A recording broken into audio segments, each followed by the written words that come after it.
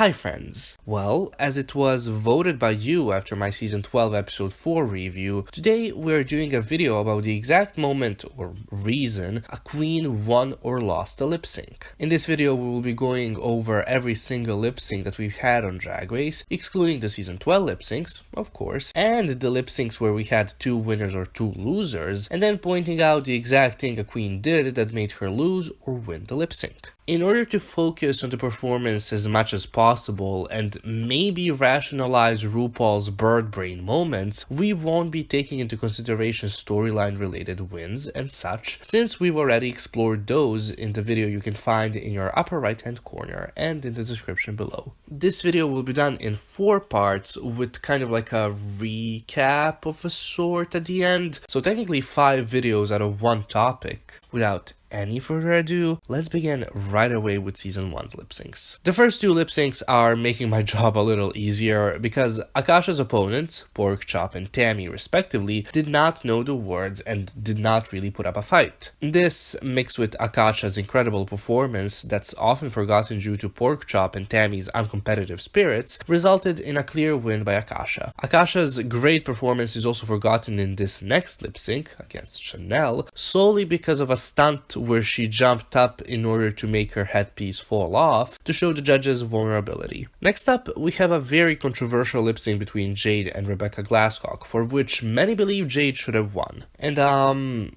watching the lip sync, I cannot really see how Rebecca outperformed Jade. Though it was pretty clear that they were having Rebecca be the villain of season 1, so it made sense in that regard to keep her. But okay, since we are just looking at the performance, I do see one moment that might have made Ru eliminate Jade, and it's the moment in the lip sync where Jade goes behind Rebecca, starts grabbing her, and fully grabs her crotch from behind. Yeah. Drag is not a contact sport, especially not that kind of a contact. BB vs. Angina is a lip sync that I have many problems with because Ru decided to eliminate one of the show's strongest contestants of all time just because he didn't want America's Next Drag Superstar not to look like her. I'm not pulling this out of my ass. I made a video on that too, check it out. The reason why many people say BB beat Angina in this lip sync is because she took off her wig. Well, she didn't really take it off. She did not pin it in properly, she whipped her hair and it started falling off. No wonder Monique kept not pinning her wigs down before her lip syncs. She probably thought, hey, if it worked for the first ever winner, why would it not work for her? Next up is the lip sync between Rebecca and Chanel. Before this lip sync had even begun, Chanel said that she didn't want to be in the competition anymore, and went into the lip sync not giving it her all, but even with her not giving it her 100%, she outperformed a whole lot of girls we're gonna see in later seasons. The only moment that I could pick out, based on the judges' reactions, as something that could have made Chanel lose was when she randomly started shaking her ass, but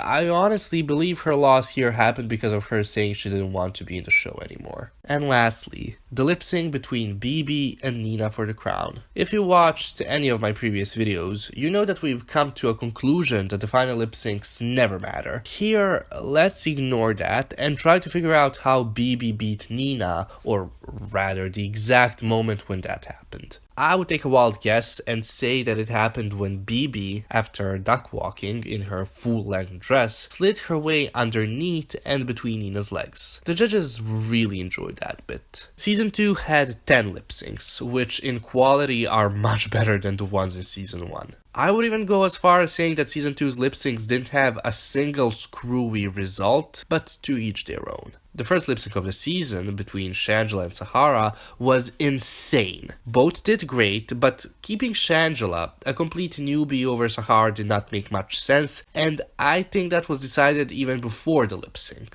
However, if we just look at the lip sync, I would say that the moment Sahara took that giant ass leap and led it into a split was the moment that she won the lip sync. The Raven vs. Nicole Paige Brooks is also another pretty good lip sync. The moment Raven won it was during the breakdown. You know, during the never gonna get it part where she pointed at every other queen in the competition, Nicole Paige Brooks really hadn't much of a chance. Raven is in the next lip sync as well, this time against Mystique. I'm gonna break my own rules here. Raven really won because she looked like this, and because Mystique looked like this. Morgan's entire performance during her lip sync against Sonique was amazing. I could not pinpoint only one moment for which she won the Two of Hearts lip sync.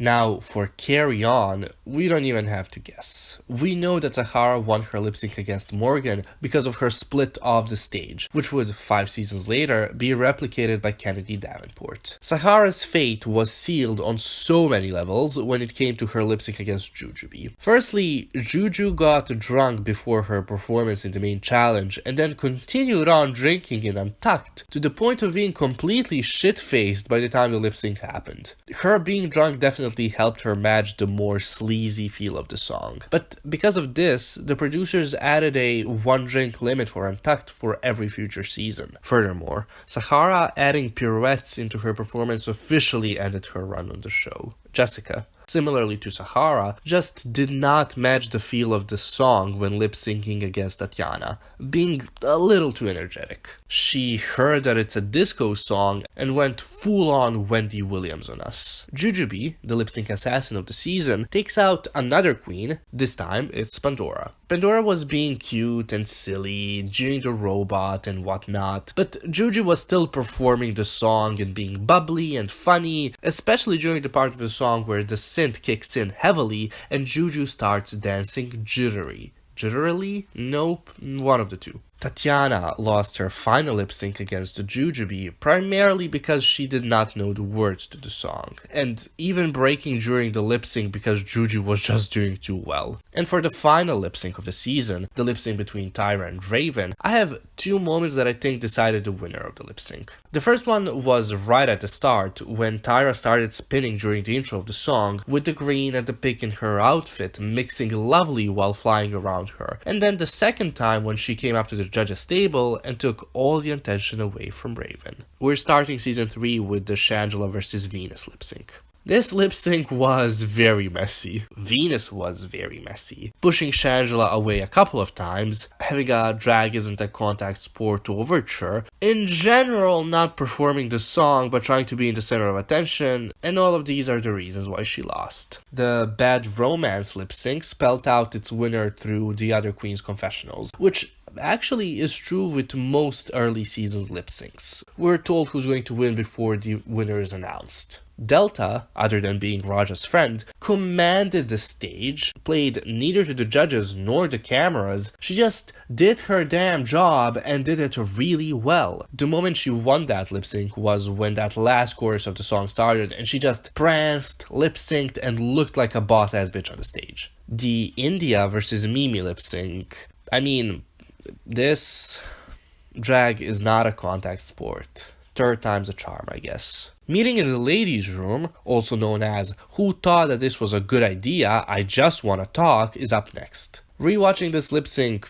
there's nothing spectacular about it, other than Stacy for the first time kind of showing character and personality. Does that count? I guess. Delta and Mariah's lip sync makes my job a little easier, given that Mariah did not know the words to the song. Also, I just want to say how well Delta did in this lip sync too. Whew, it's Alexis Mateo's first lip sync. What a legend. Alexis won her lip sync against Stacy, I would say just from the get-go. The way she moved, her high energy, her bubbly yet powerful delivery of the song really was what made the camera be on her for the majority of the lip sync, especially in this moment. Now is the time to talk about the best lip sync on Drag Race pre-Shut Up and Drive, Delta and Manila's MacArthur Park. We all know the exact moment that Manila won, and it's when she went all cross-eyed right before, or right during, the genre switch in the song, which, might I add, is a genius move, given that she'd been criticized for doing her makeup in a way that makes her look cross-eyed.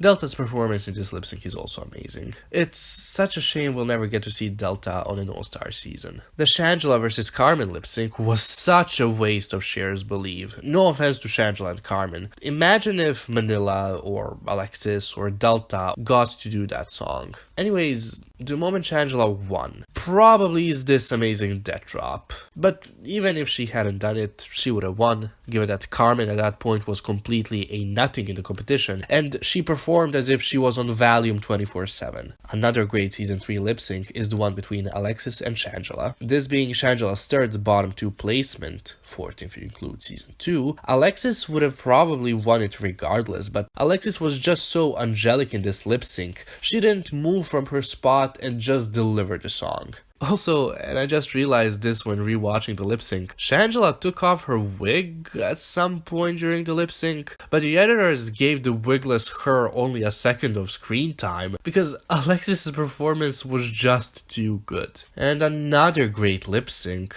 Raja versus Carmen. I mean, listen, Raja wins this by default no matter how you look at it, and I think she knew that, and yet she came out and did the damn thing. Honestly, if you ask me, she won even before the first verse of Straight Up started, when she walked down the runway and hit this pose. Though, let's be real, it was this kiss of death that sent Carmen packing. The next lip sync helps my job out some more, with Yara not even performing the lip sync song, handing her top 3 spot to Alexis in a very sad, unproduced moment. And the final lip sync of the season between Raja and Manila was won by Raja, or rather lost by Manila, the moment that her dumbass did the robot and silly faces while fighting for the crown while wearing her crown to a song called Champion. Season 4 starts with a sort of mediocre lip sync between Alyssa and Jiggly, in which Jiggly does some of Britney's original toxic choreography, is energetic, and overshadows Alyssa, who had no energy. The princess and LaShawn's lip sync, in the eyes of Rue and the other girls, should have been over the moment the song began. Now why is that? Well, because LaShawn took off her heels immediately, and so lost the lip sync. I mean, Dida versus Princess. What a performance by Dida. Why haven't we seen her on an all-star season yet? Dida absolutely won this lip sync the moment she got a pretty loud reaction from Natalie Cole herself during one of the choruses of the song. Pair Dida's great energy with just this adorable persona she put on for the lip sync, and you have yourself a winner. The ending of the Milan versus Madame LaQueer lip sync was decided right when Milan pulled out her black lipstick. She wanted the judges to see her lips better. After all, it's a lip sync for your life. They need to see her lips. But it also, weirdly enough, matched the sort of erratic feel of Pink's song Trouble that they were lip syncing to. Milan wins her next lip sync as well. This time it's against Kenya and to Madonna's Vogue. Almost right off the gate with this move, given that Rue seemed really impressed by it. Just in general, Milan was so much more into voguing right now than Kenya and embodied the genre of the song and the dance better. Milan does not survive her third lip sync in a row, where she goes up against Jiggly. Milan loses the lip sync right when she starts taking her drag off, which she does in order to show that, hey, she was born this way, not that way. Jiggly's days are numbered as well in her lip sync against Willem, and she doesn't help her case when she just stands in one spot throughout most of the song, while Willem dances around her and has fun with the song. Maybe a little too much fun. Latrice vs. Dida is the first time we're introduced to Latrice's amazing performing skills. There really isn't a specific moment when we know for sure Latrice has this one in the bag, but her entire soulful, quite emotional performance is what kept her in the competition over Dida. She sure did take us to church. Latrice vs. Kenya has Latrice doing the least, but that being great, and Kenya doing the most, but that just being awful. I would say that the moment Kenya lost this lip sync was when she took off her wig. Even Jennifer Love Hewitt knew that was a bad move. For the final lip sync of the season, there, again, really isn't a moment where we knew Chad won it and Latrice lost it. It just came down to the fact that Chad embodied the song more than Latrice did. That's all I have for the first part of this series. Well, it's not really a series, it's just like a long-ass video that I cut into 4 parts because it is easier to watch that way. Expect the second part to come maybe this time next week or sometime earlier. But regardless, take care.